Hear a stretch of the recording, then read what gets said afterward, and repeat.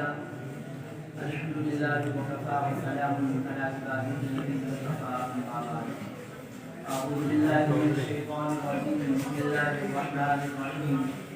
إنما يخشى الله من عباده العلماء وقال النبي صلى الله عليه وسلم العلماء ورثة الأنبياء اس فکر میں گنچے عزت ہوئے اس سوچ میں کلیاں سوکھ گئی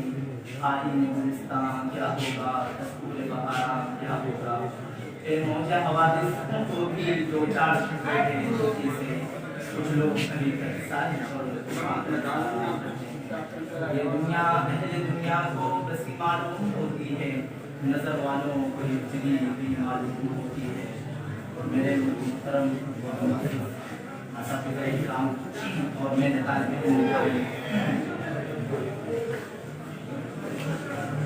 آج چاروں طرف دکھ اور غم کا سما معلوم ہوتا ہے حضور پاک علیہ الصلوۃ والسلام کے دین پر چاروں طرف سے ڈاکے ڈالے جا رہے ہیں ہم راتوں کو جب غفلت کی نیند سو جاتے ہیں تو حضور پاک علیہ الصلوۃ والسلام کے دین پر ڈاکہ ڈالنے والے ہر سن سے حملہ کرتے ہیں مسلمانوں کا رشتہ توڑ کر انہیں بے دست وفا کرنے کی سازشیں کی جا رہی ہیں کہیں تختے ادارے ہیں تو کہیں جیلیں اور ہتھیلیاں کہیں سازشیں کی جا رہی ہے تو کہیں شرارتیں کہیں طاقت کا گھمنڈ ہے تو کہیں فتنے کہیں عیانت و فحاشی کے ذریعے مسلمانوں کی دین چھیننے کی کوشش کی جا رہی ہے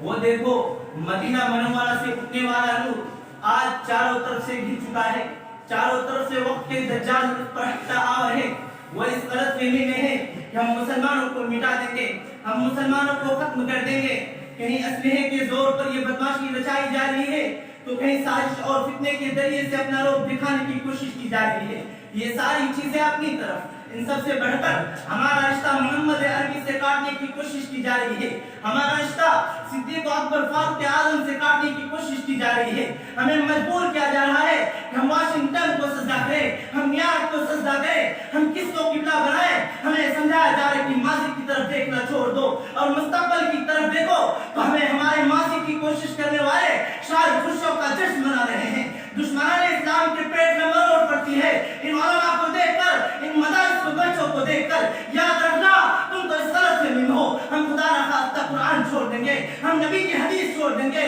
تم تو اس غلط فہمی میں ہو ہم خدا نخواستہ نبی کی دین چھوڑ دیں گے آؤ اس پر پھر میں بیٹھ کر دیکھو ہم نے نبی کی انداز کو بھی محفوظ رکھا ہے ہم نے نبی کے الفاظ کو بھی محفوظ رکھا ہے جیسے حدیث نبی نے پڑھائی تھی ویسے حدیث آج پڑھائی جا رہی ہے نبی نے حدیث پڑھاتے وقت صحابہ کو زمزم پلایا انہوں نے اپنے شاگردوں کو حدیث پڑھاتے وقت زمزم پلایا انہوں نے اپنے شاگردوں کو حدیث پڑھاتے وقت زمزم پلایا ہم نے نبی کے انداز کو محفوظ رکھا ہے ہم نے نبی کے افکار کو محفوظ رکھا ہے اپنے ماں باپ کا نام نہ دینے والوں آؤ دیکھو ان دینی مدارس میں محمد عربی کی ادائیں محفوظ ہو چکی یہ لوگ اپنی ترقی کی غلط فہمی میں مبتلا ہے وہ کوئی اور نسل ہوگی جو تمہاری شکل دیکھ کر فرشتہ ہوگی تم تو ہمیں بدصورت نظر آتے ہو ہم تمہیں ترقی کی کسی ادنے درجے پر نہیں سمجھتے ہیں تم ہم سے مطالبہ کرتے ہو کہ ملک اپنی شکل بدلتے ہیں ہائے محمد عربی کی شکل بدلی جا سکتی ہے محمد عربی کا طریقہ بدلا جا سکتا ہے جہاں میرے نبی کا اظہار تھا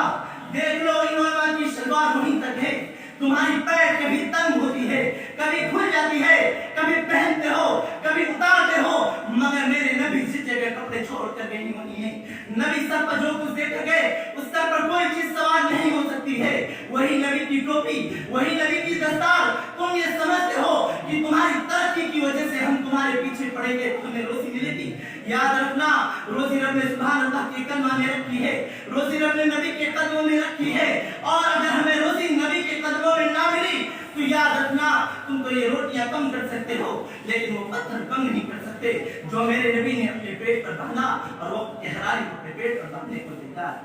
کہاں سے ان پتھروں کو بند کرو جن لوگوں کے راتیں نائٹ قدموں میں گزرتی ہیں انہیں تم پریشان کرو جن لوگوں کو چٹائی پر رونا ہے ان پر تمہاری بات طرح سے اثر انداز ہوگی یاد رکھو یہ چٹائی پر رونے والے